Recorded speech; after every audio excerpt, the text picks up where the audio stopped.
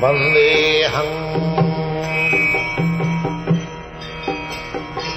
Sri Guru.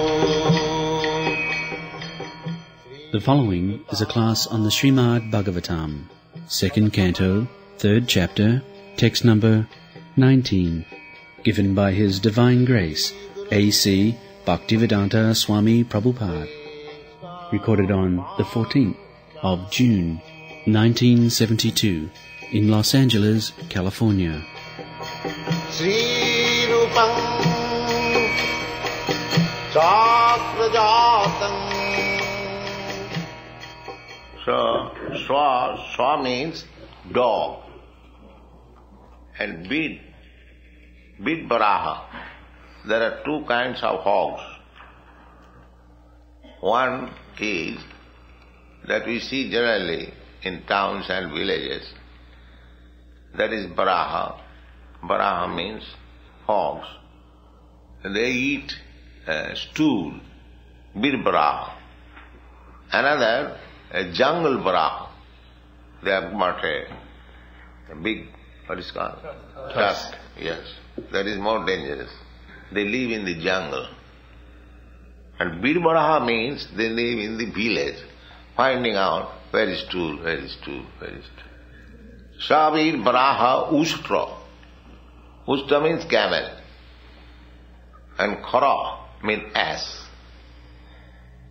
So, here it is a very terse remark that anyone who has never heard the glories of Gadagaja, the Supreme Personality of Godhead, in other words, one who is not Krishna conscious, does not know anything about Krishna or God, they are no better than these animals, especially dog, hog, ass, camel.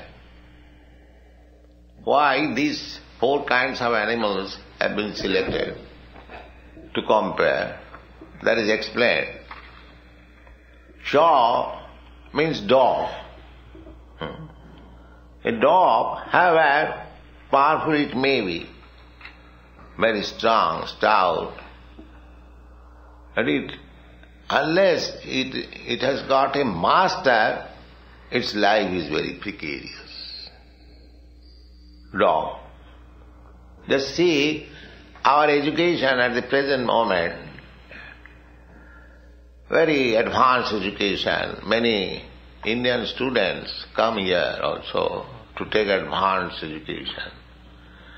But actually, if we consider this education creating dogs. Why? Because however technologist you may be, if you don't get a suitable service, all your education is finished.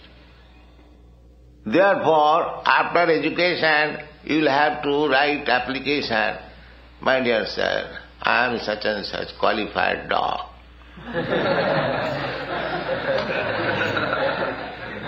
If you will kindly give me some service, and they tell it's like this. Just imagine.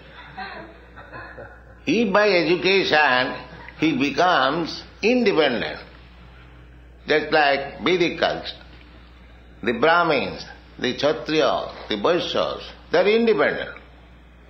The Shudras are compared with the dogs because they cannot live without a master.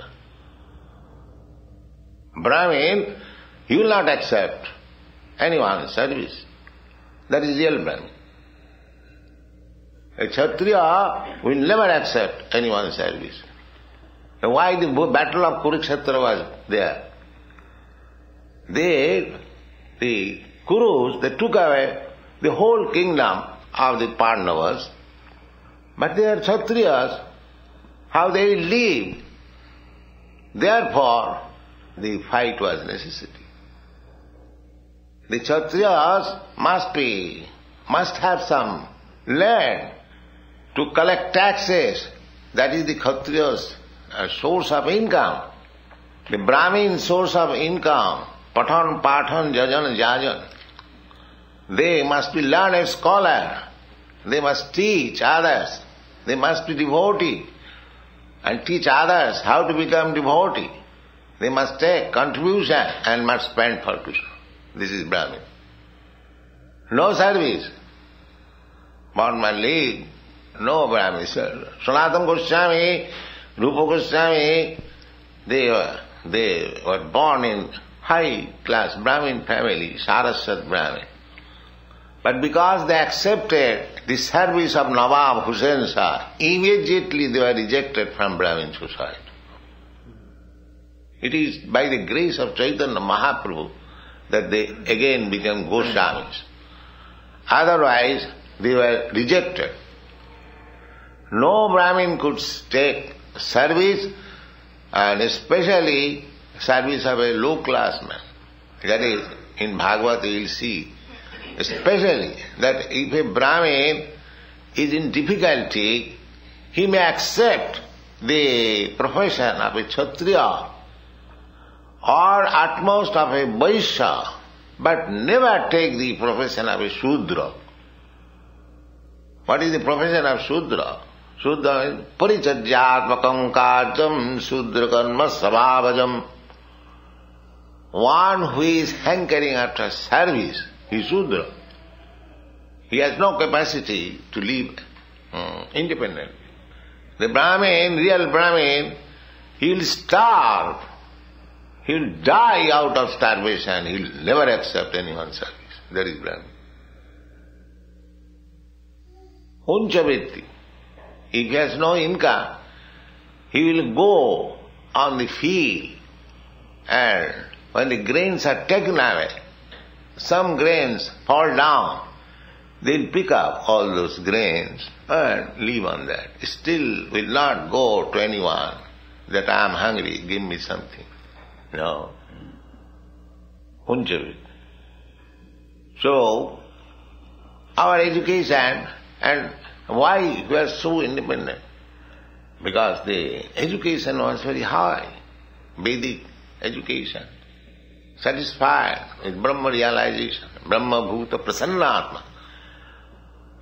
Not very long ago, say about 300 years ago, there was a Brahmin, very rigid Brahmin, in Krishnanagar, near our Mayapur. And Brahmin's business, he was teaching. So the king of that place, big Jamindar, Raja Krishna Chandra, by his name that place is called Krishnanagar. So he heard about the Brahmin, very learned Brahmin, but very poor. So he one day came to him and asked him, Brahmin, can I help you anywhere? So he said, no, I don't require any help from you. No, I see you are so poverty-stricken, you have no sufficient means. No, I am not poverty-stricken. My students, they get some alms of rice. So, my wife boils the rice, and here is a tamarind tree. So I take some leaves and boil it. That's sufficient. Why I am poverty-stricken? He is satisfied. Whatever is coming automatically, that's all. He doesn't require any higher standard of life, any botheration. He is satisfied. Little rice and tamarind juice, that's all. So in each and every home, formally, this independence was very much valued. So at the modern education, this independence is being killed. People are becoming unemployed. Machine, high technologist means he must find out a job where technological machines are there. Otherwise he will starve and he will have to go from factory to factory. Will you give me some service? No vacancy. So we shall discuss further next tomorrow. Jai.